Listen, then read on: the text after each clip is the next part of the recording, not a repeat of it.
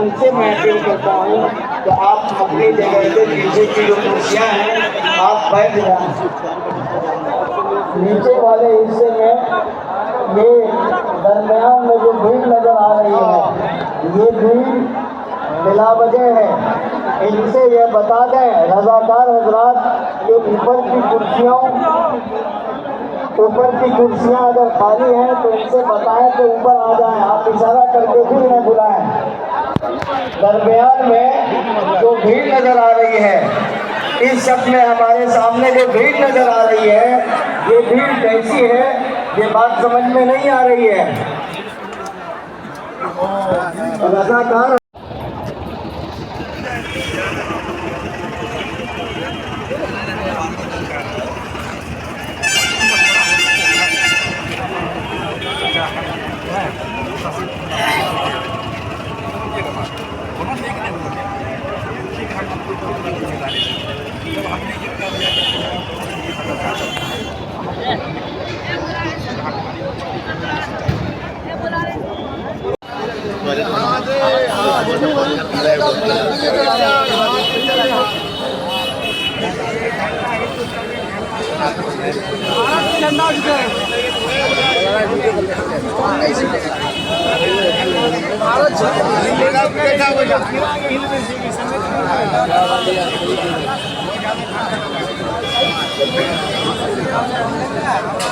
آوال میں گر کر ادھر جانا سکھاتا ہے.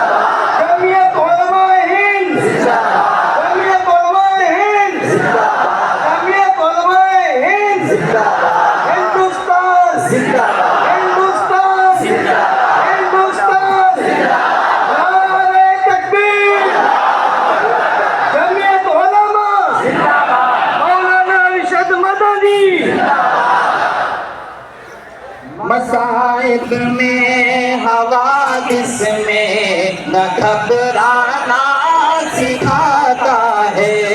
برے احوال میں گر کر ادھر جانا سکھاتا ہے.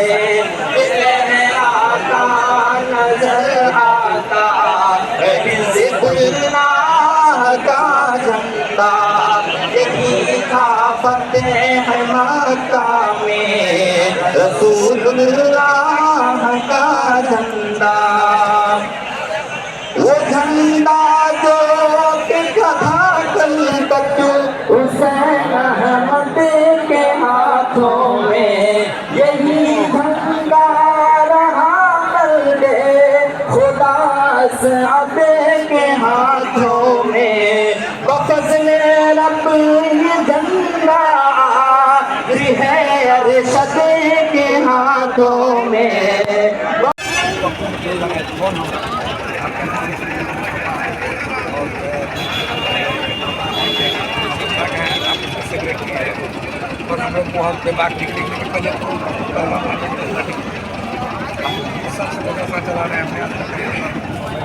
آوال میں گر کر ادھر جانا سکھاتا ہے.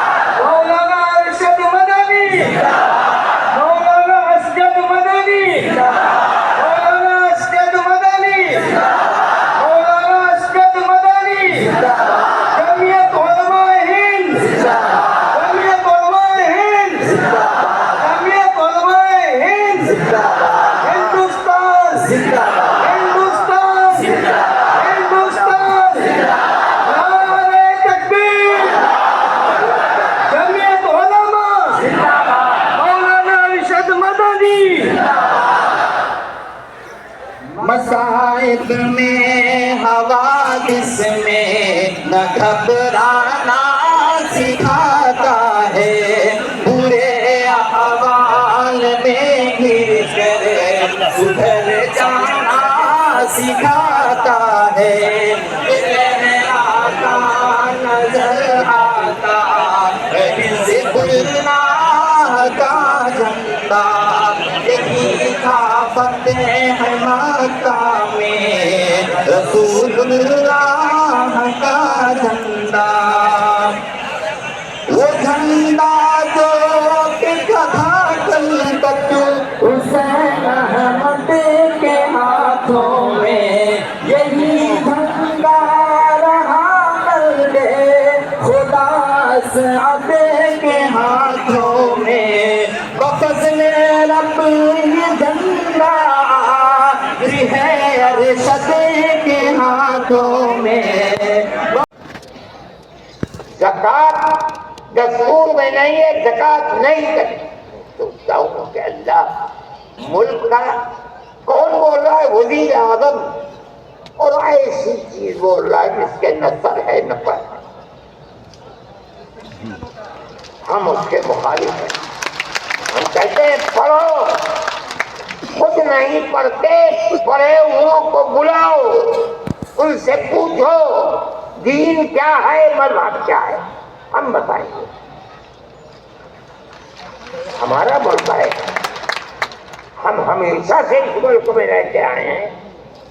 اگر ہندو کی ذات برہمن ہے، جاؤ کشمیر میں مسلمان بھی برہمن ہے۔ اگر ہندو تیاگی ہے، مسلمان بھی تیاگی ہے۔ اگر ہندو راجپوت ہے، مسلمان بھی راجپوت ہے۔ ہم کہاں سے آئے ہیں؟ ہم تو اسی ملک کے رہنے والے ہیں۔ جس کو ہندو کوئی مذہب پسند ہے وہ ہندو مذہب کے اوپر ہے، جسے عیسائی مذہب پسند ہے وہ عیسائی بن گیا، جسے سکھ مذہب پسند ہے وہ سکھ بن گیا، جسے اسلام مذہب پسند ہے وہ مسلمان بن گیا۔ لیکن جس طرح ایک گھر کے اندر 5 بیٹے ہیں، ایک چینا ہے، ایک لمبا ہے، ایک کالا ہے، ایک گورا ہے، یہ اختلاف باپ اور ماں کے اندر اختلاف کو پیدا نہیں کرتا۔ اسی طرح ہمارا مذہب ہے کہ آدمی کسی بھی مذہب کو اختیار کر لے، لیکن ہندوستانی ہونے میں ملک کی اعتبار سے کوئی فرق نہیں۔ جمعیت علماء ہند نعرہ تکبیر، جمعیت علماء ہند مولانا ارشد زندہ باد، مولانا ارشد مدنی قدم بڑھو،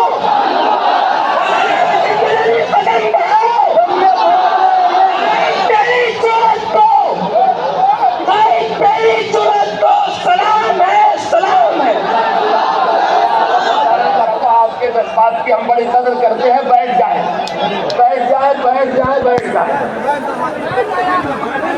اللہ تعالیٰ آپ لوگوں کو اچھا رکھے۔ حضرت تشریف لائے ہیں، انشاءاللہ ہم بہت جلدی اپنے جلسے کو مکمل کر لیں گے۔ میں آپ سے عرض کر رہا تھا، آپ میری بات غور سے سنیں۔ حضرت تشریف لا چکے ہیں، ان کی زیارت کرتے رہیں۔ یہ بیچ بیچ جو لوگ کھڑے ہیں بیٹھ جائیں تاکہ دوسروں کو بھی دیکھنے۔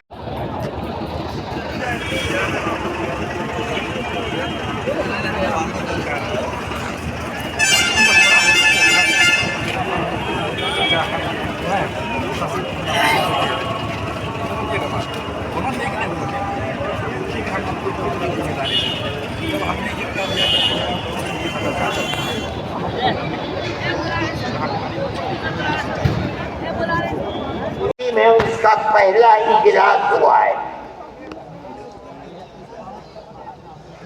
جبکہ 1803 سے حضرت شاہ عبدالعزیز صاحب نے اعلان کر دیا تھا کہ ہمارا ملک مسلمانوں کا یا ہندوؤں کا ملک نہیں ہے، نہیں رہا، یہ انگریزوں کا ملک ہو گیا، ہم غلام بن گئے۔ اب غلامی کی زنجیروں کا توڑنا اور جہاد کرنا ہر ایک کا فرض ہے، اور اس کے بعد جہاد پر لگ گئے۔ کوئی مائی کا لال نہیں تھا جو انگریز کی اس طاقت کے مقابلے میں کھڑے ہو کر غلامی کی زنجیروں کو توڑنے کے لیے اپنی زبان کو کھول سکے۔ اس اعلان کے تقریباً 80-82 سال کے بعد کانگریس بنی، اور کانگریس کا جو مقصد تھا، جو آج بھی کتابوں میں موجود ہے، وہ ملک کی آزادی نہیں تھا۔ مقصد تھا کہ جو دو جہاد ہوئے ہیں 1832 اور 1857 میں، اس کی وجہ سے جو ملکہ برطانیہ اور ہندوستان کے بسنے والوں کے درمیان دوری ہو گئی ہے، اس دوری کو دور کیا جائے اور حالات کو صحیح کیا جائے۔ علماء کا یہ نظریہ نہیں تھا۔ علماء کہتے تھے ملک غلام ہو گیا، غلامی کی زنجیروں کو توڑو، انگریز کو بھگاؤ، ملک کو آزاد کراؤ۔ یہ تو حالات تھے جس کے اندر مسلمان داخل ہوئے کانگریس میں۔ موجود ہیں، ایک شخص نے حضرت گنگوئی رحمت اللہ علیہ، جو ہمارے بزرگ ہیں، دارالعلوم کو کی بنیاد رکھنے والے ہیں، سن 1857 کے اندر جیل میں بند ہو گئے تھے۔ یہ سمجھتے تھے کہ قتل کر دیا جائے گا بغاوت کے الزام میں، لیکن چھوٹ گئے۔ ان سے پوچھا کہ ایک جماعت بنی ہے جس کے بنیادی کردار ہندو بنا رہے ہیں، کیا مسلمانوں کے لیے اس میں شریک ہونا جائز ہے؟ حضرت نے فتویٰ دیا، جس طرح ایک ہندو اور ایک مسلمان کاروبار اور بزنس میں شریک ہو سکتا ہے، تو اسی طرح کانگریس کے ساتھ مسلمان شریک ہو سکتا ہے، بشرطے کہ اپنے دین کا نقصان نہ ہو۔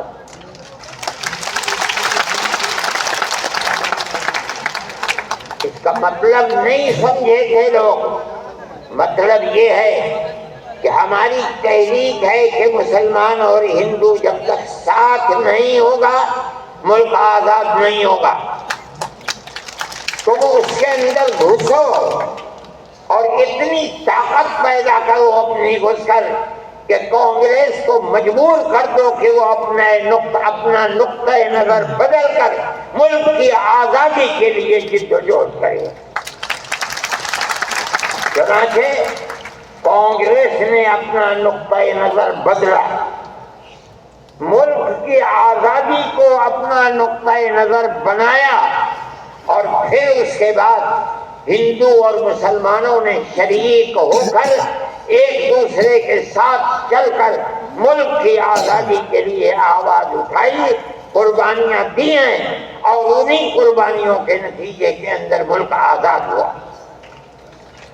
میرے بھائی، اس بات کو سمجھیے، جیسے جیسے ملک کی آزادی قریب ہوتی جاتی تھی، جمعیت علماء ہند بار بار کانگریس سے کہتی تھی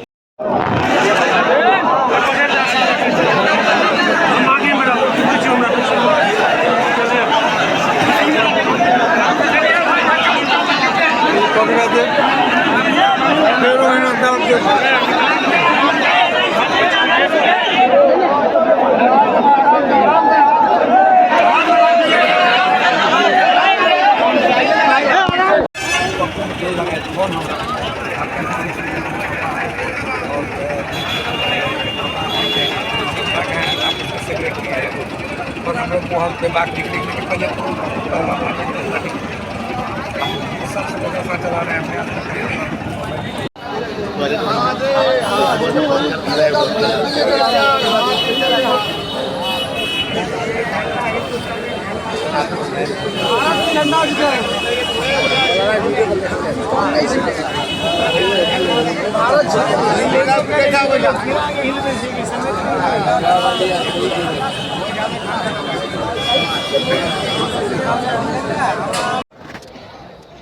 ज़कात दस्तूर में नहीं है, ज़कात नहीं करी।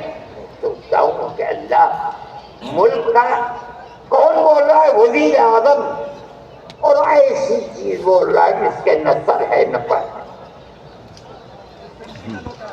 हम उसके मुखालिफ हैं।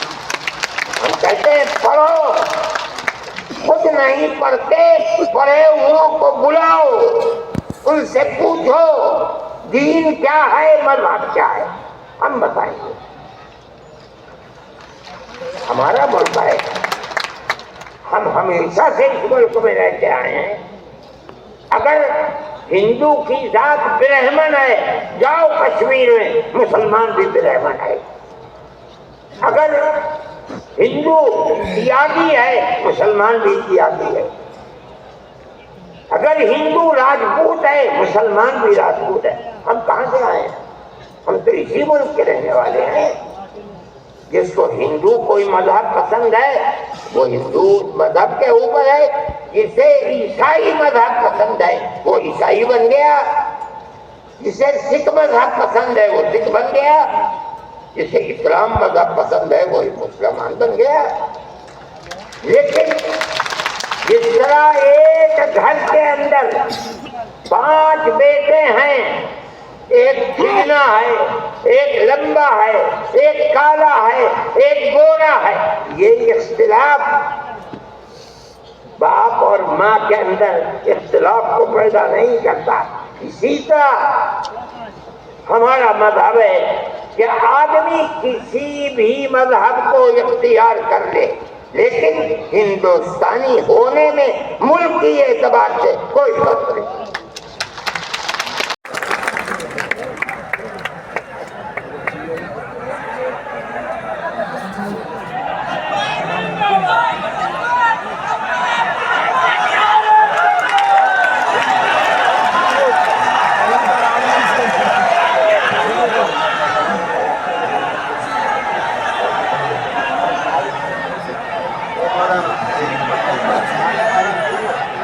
भाई एक जरूरी बात है कि जो लोग ऊपर आवाल में घिर कर उधर जाना सिखाता है, ये नारे तकबीर, नारे तकबीर, नारे तकबीर, जमीयत उलमा जिंदाबाद, जमीयत उलमा जिंदाबाद, जमीयत उलमा मौलाना अरशद मदनी, मौलाना अरशद मदनी, मौलाना अरशद मदनी, मौलाना असगद मदनी, मौलाना असगद मदनी, मौलाना असगद मदनी, जमीयत उलमा हिंद, जमीयत उलमा हिंद, जमीयत उलमा हिंद, हिंदुस्तान जिंदाबाद, हिंदुस्तान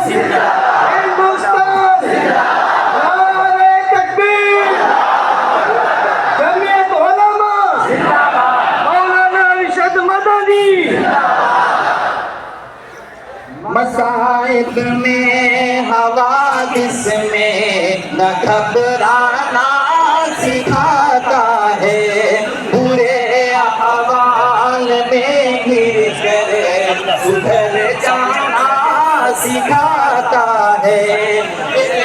आका नजर आता हिज़्बुल्लाह का झंडा, यही था फतेह मक्का में रसूलुल्लाह का झंडा।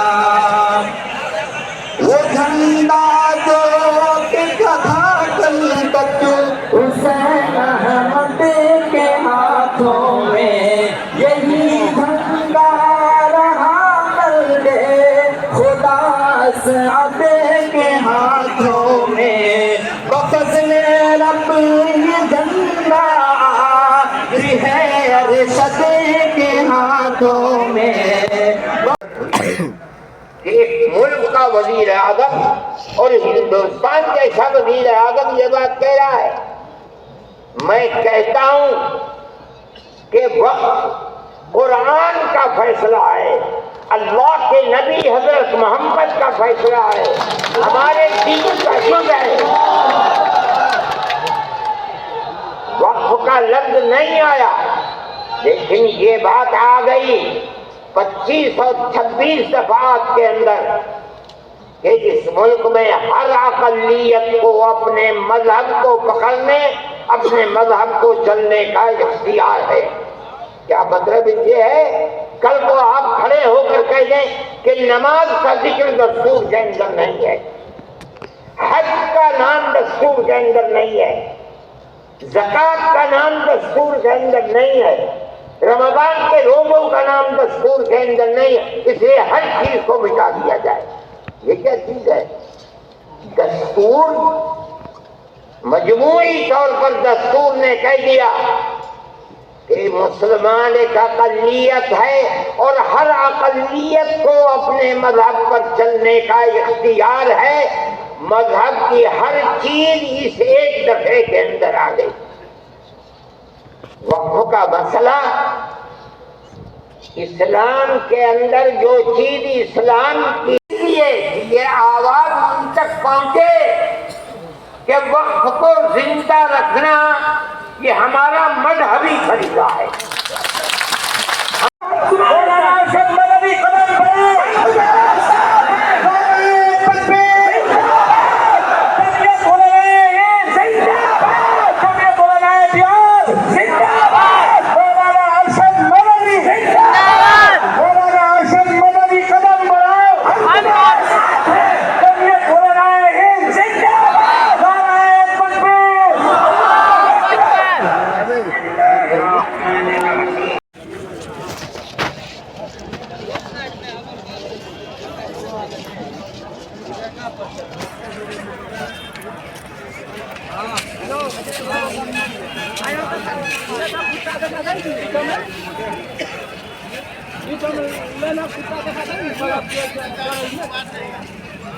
चलो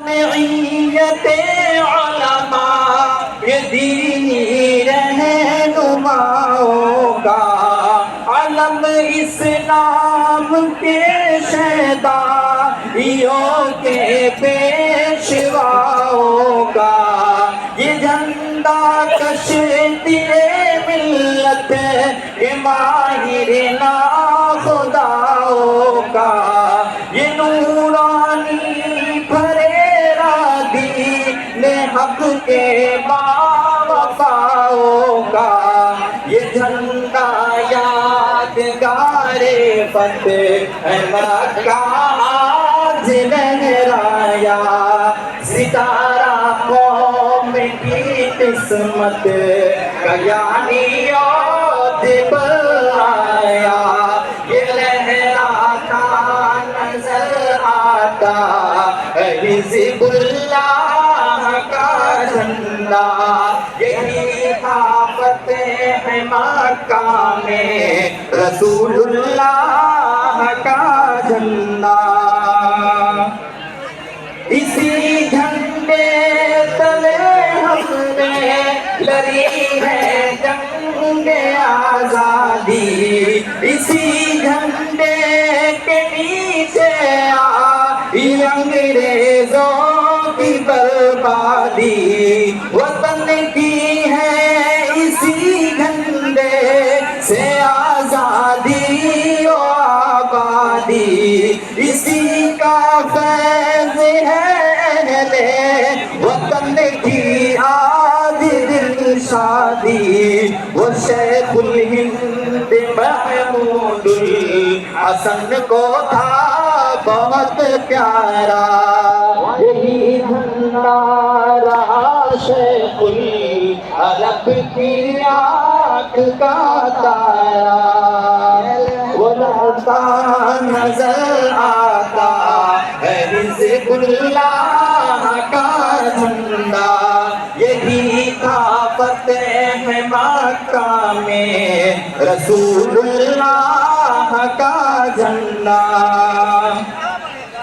مٹاتا ہے وطن سے آج یہ فرقہ پرستی کو عطا کرتا ہے اپنا فیض وہ ہر ایک ہستی کو بساتا ہے وہ اپنے ملک کے مظلوموں کی بستی کو مصائب میں حوادث میں نہ گھبرانا سکھاتا ہے برے احوال میں گر کر ادھر جانا سکھاتا ہے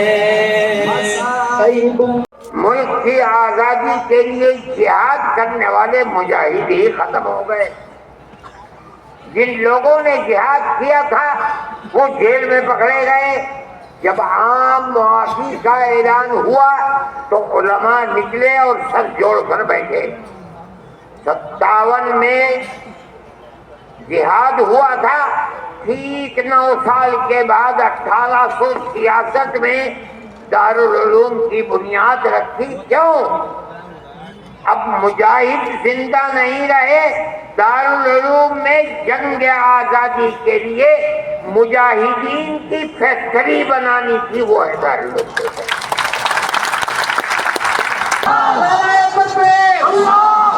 مدارس اسلامیہ اس فیکٹری اور اس کے اندر یہ فرمایا ہے کہ وقف ہندوستان کے دستور کے اندر وقف